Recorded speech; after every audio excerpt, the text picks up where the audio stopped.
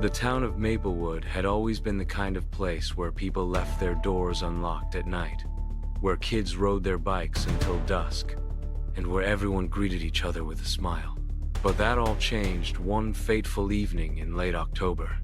It started with a scream sharp, piercing, and so raw with terror that it cut through the usual tranquility like a knife. A group of teenagers, out for a late-night adventure, stumbled upon something that would haunt them forever. There, under the pale glow of the moon, lay the lifeless body of a young woman, her face twisted in an expression of unspeakable fear. And just like that, Maplewood was never the same again. Emily Carter had been loved by everyone. At just 24 years old, she had already made a name for herself as a devoted teacher at Maplewood Elementary. Her passion for teaching and her infectious kindness made her a local treasure. So, when she disappeared after leaving the quaint little cafe where she worked evenings, the town rallied together in search efforts. Days passed, and hope dwindled until the discovery in the woods shattered any illusion of safety. The moment news of Emily's murder broke, Maplewood changed overnight. Fear hung heavy in the air, and the internet took hold of the case like wildfire. Social media erupted with hashtags like Justice for Emily and Maplewood Mystery, turning what had once been a quiet tragedy into a nationwide obsession. True crime enthusiasts latched onto the case, dissecting every available detail.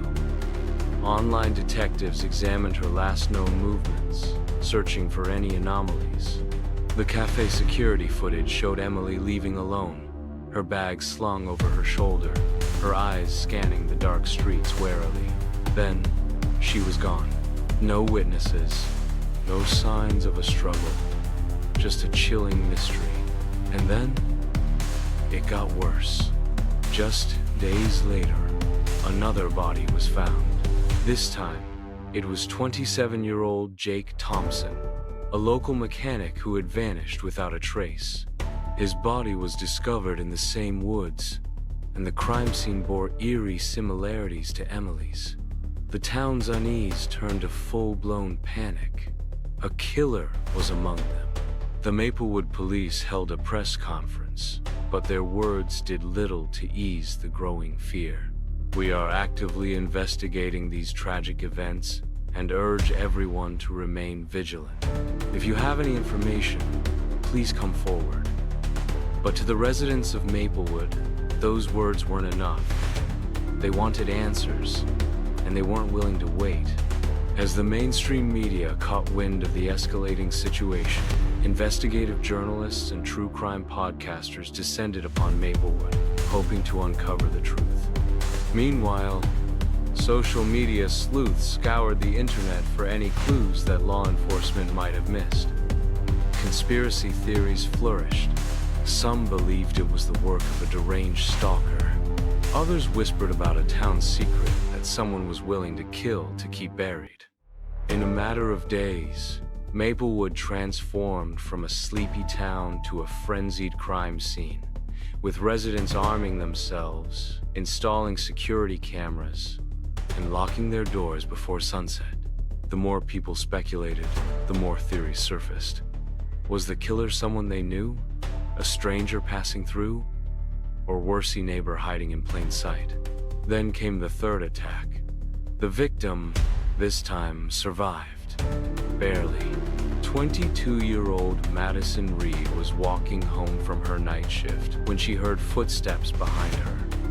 At first, she brushed it off, but as the steps quickened, her pulse spiked. She turned a corner, hoping to shake the feeling of being watched, but it was real. Before she could react, a pair of hands grabbed her from behind. Madison fought, scratching and kicking with everything she had. The attacker, dressed in dark clothing, tried to subdue her, but something, maybe her sheer will to survive, saved her. A passing car's headlights illuminated the struggle, and the assailant fled into the night. Madison, bruised and shaking, was able to provide police with the first real clue. A vague description of a man, average height, wearing a hooded sweatshirt and gloves. The town, already on edge, spiraled into full-blown paranoia. Theories turned into accusations. People began suspecting their own friends and neighbors. Every unfamiliar face became a suspect. Fear was no longer confined to the dark corners of the town, it was everywhere. Meanwhile, online detectives worked tirelessly, matching Madison's account with the timeline of Emily and Jake's disappearances. Some even claimed to have found similarities in other unsolved cases from nearby towns.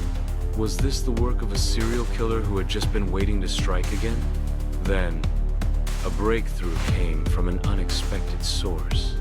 A Maplewood resident, obsessed with solving the case, uploaded a video from their home security camera.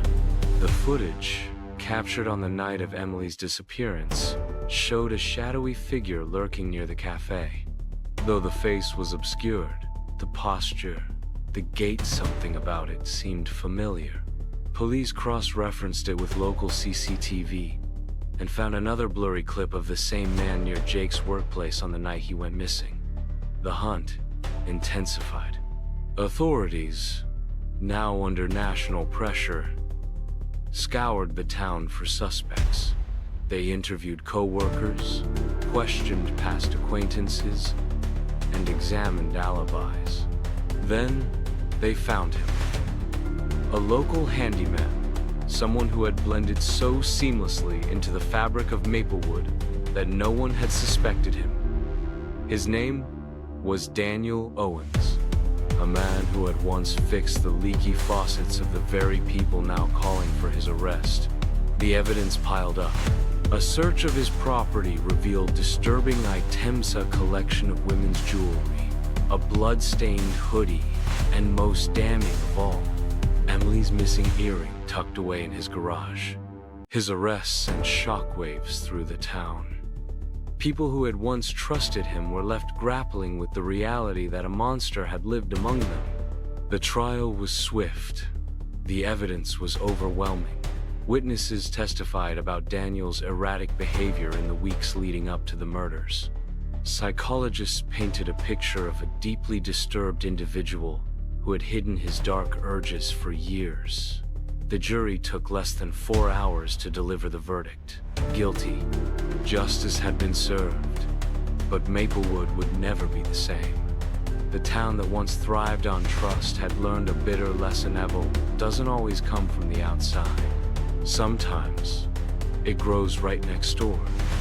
And yet, even as the town tried to heal, whispers remained. Some questioned whether Daniel Owens had truly acted alone. Others feared that the internet's obsession with the case had only scratched the surface of something far more sinister. One thing was certain: Maplewood's story wasn't just another true crime tale. It was a warning. Because in the age of social media, where every mystery becomes entertainment, the truth is often far darker than anyone can imagine.